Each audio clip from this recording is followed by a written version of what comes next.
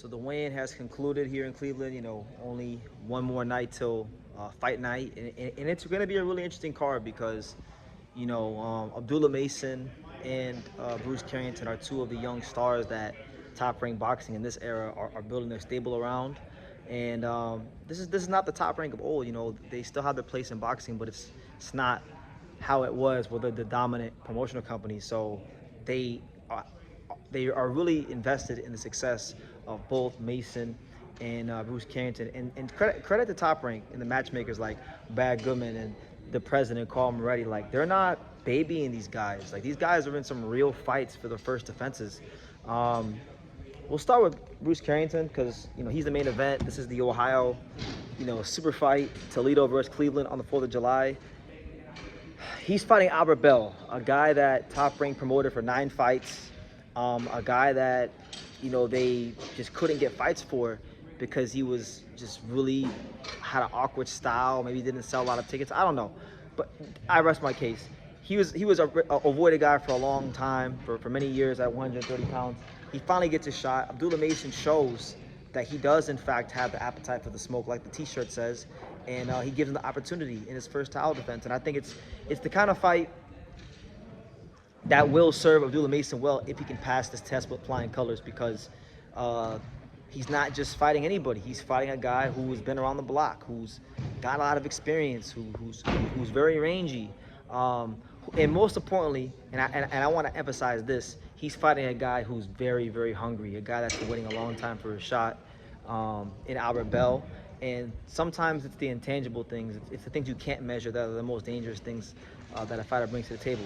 And then stylistically, when you break the fight down, Albert Bell's a guy 6 feet tall, very rangy, knows how to keep you on the end of his punches. He's gonna fight within himself, and I know he only has 10 knockouts or so in his career in 28 fights. So on paper, it doesn't say that he's a puncher, but the guy can punch, and he's been getting stoppages in his recent fights. So, like I'm saying, I think Mason in this fight, he's gonna have to show a little maturity and pick his spots. Box, pick your spots, and when you put on the back foot and you're hurting him, that's when you really got to take advantage. But we can't really see the Mason of old from the Johan Vasquez fight show up. And I would even say that in this particular fight, he needs to fight with a certain level of maturity that he didn't even show in the Sam Noakes fight. Because, see, Sam Noakes is going to be right there in front of you. Bell is not. Bell's going to do what he needs to do to win the fight because he's been asking for this for a long time. He wants to be world champion. This has been his prayer to God every single night of his boxing career, to become a world champion. And he is one performance away from changing the narrative of his whole career and fulfilling his dreams. So he's not just going to cooperate with Abdullah Mason. Abdullah Mason is going to have to show that he is what the top-ranked matchmakers think he is. Even to me, I thought highly of Abdullah Mason for years, and I still do. He has to prove once again that he is what they say he is. I've been trying to flesh out what my predictions are with this fight. I know a lot of people are making Albert Bell a live dog, and rightfully so. They should. He's a good fighter. I saw Timothy Bradley say that he might mess around and stop Abdullah Mason. And again, Mason's very he fights with a lot of bravery, and he fights with a lot of chaos at times. And I can see a sharp guy like Bell hurting him, but I don't know. I just think I believe in Abdullah Mason. I've always thought that he, of all the guys from Top Rank, he was probably the guy I was the highest on.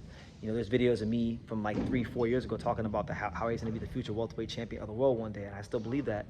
But Bell is a good fighter. He's a very high level pro. He's never fought on this level, right? So we don't know. We can't really use any big fights to judge what he's been in his career because he's never been on this level. But just watching them both fight, I feel like Bell's going to have success counterpunching. He's going to have success when the pace slows down. But inevitably, I think Mason will take advantage of him keeping his head on the center line. I think Mason is probably going to get him out of there in the later rounds. I'll say Abdullah Mason packs up Albert Bell in 10 rounds. I think Bell will be very, very pesky for Mason. I think his range will give him problems. I think his experience is going to serve him well throughout this fight.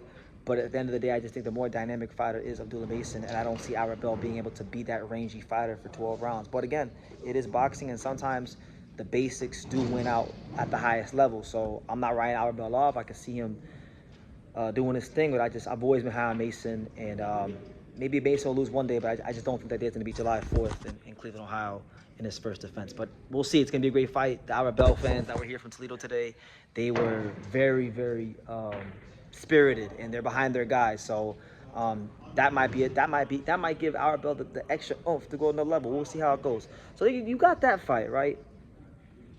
And then you got the fight that I'm really excited about, which is the co-main event. You got Bruce Carrington, the WBC featherweight champion, one of the young stars of American boxing right now. In his first defense against a real opponent in Palasios. Palasios, southpaw, heavy-handed, fought Suleiman Tagawa, Carl Moretti himself. So don't take this as me hating, but or I'm telling you what the top-ranked president said himself when I talked to him. Carl Moretti, he said himself that Palasios actually wound up doing better against Suleiman Tagawa than Bruce did. A lot of people thought that Bruce lost to Tagawa. I thought he lost to Tagawa. Palasios, I thought could have gone either way, but I thought he performed better against Tagawa than Bruce did. He didn't look as out of his depth with Tagawa as Bruce did when he fought Tagawa back in 2024. So to me, it's a real watershed moment for Bruce Carrington because, I think Bruce is a good fighter. I think people have been quick to anoint him. I think, he's done what I thought he would do in the pros thus far, which is become champion. But now, can you be a solidified champion that goes on and dominates and reigns and really, becomes one of the top fighters out there in the whole sport? Could he become that? That's where the jury's out for me. I've always thought he'd be a world champion. I'm putting him on a high upset alert. I'm telling y'all right now. Credit to him. He came in I'm very impressed with him, actually. He came in at 124.9. I was very curious to see what his weigh-in would go like, because Bruce Carrington has had some weight cuts in the past where he didn't look so good, where it looked like he was struggling to make the weight, and he came in a whole 1.1 pounds under the limit. So you got to give him credit. That shows professionalism, that shows discipline and things like that. And he probably got a nutritionist to dial in on his weight. So we'll see how that goes. We'll see if he retains enough strength and energy to keep a guy like Palasios off of him. Because I'm going to tell you guys this is how I'm going to go for this fight. This is what I'm going to say for this fight with Rene Palasios and Bruce Carrington. It's going to go one of two ways. I'm going to tell you how this is going to go. Either A, Rene Palasios is going to get clipped by Bruce Carrington's big right hand in the first 4 to 5 rounds. He's going to get hurt and Bruce will stop him early. Or maybe he gets hit, or maybe he doesn't get hit that as much as we think he will in the first 4 to 5 rounds. And this fight goes rounds, and Palasios gets in Bruce Carrington's chest and really makes this a dogfight to where, Bruce can't keep him off. Because one thing about Palasios, he's a southpaw. He's kind of like a southpaw Venado Lopez in a sense. I don't think he's not as unorthodox as Venado, but he's got some of the same movements, and he's got a similar frame, and he's a southpaw. So I could see a pathway to victory for Palasios where he outworks Bruce Carrington, and Bruce can't land the big right hand. And this is the fight where I really feel like Bruce Carrington needs to show more of his boxing skills. He needs to show that he has rounded out fully into a mature world championship professional, right? Top Rank has done a great job getting Bruce Carrington the right fights at the right time, and that's how and they helped get him to this point. But I think this is a fight where I would say, my opinion, I think you make Bruce Carrington the favorite, but he's like a 57-43 type favorite. I would say Palasios is an incredibly live dog, and I'm putting him in a very, very high upset alert. I think when this fight first got signed, I think my initial pick was Bruce Carrington by decision. But I think that's just me being safe, and that's not really me being fully, kind of being afraid to get it wrong. What I really think, guys, about this fight is I do think Rene Palasios is going to take Bruce Carrington the distance. And I think there's a high chance that, he's going to beat him. I'm going with Rene Palasios by upset on points. I understand that this could look and age very, very terribly, because Bruce Carrington might just clip his ass in the first 4 to 5 rounds because this guy does get hit. Sagawa had him lumped up. But I don't know, man. There's just something to be said about the way he fought against Sagawa. His athleticism, his conditioning, his volume punching out of the southpaw stance. I just think these things, if Bruce cannot get this guy out of here early, these things in rounds, 6, 7, 8, 9, 10, these are going to give Bruce Carrington a lot of problems. And I haven't really seen too really you guys can tell me if you think I'm tripping. I haven't really seen fights where Bruce Carrington has had to dig deep in the 10th, 11th, 12th rounds, and he's shown without a shadow of a doubt that he's gonna show that class that tells over time in them rounds. So, yeah, really good fight. I know I might be the only person that picks this, but I got Rene Palacios pulling out a very close decision tomorrow over Bruce. But again, Bruce clips him early. That's really, to me, his pathway to victory. If this fight goes the distance, I would say then it would favor Palasios, just because Bruce is not a guy that throws a lot of shots, doesn't have a high work rate, but does have good pop, you know. So we'll see how it goes.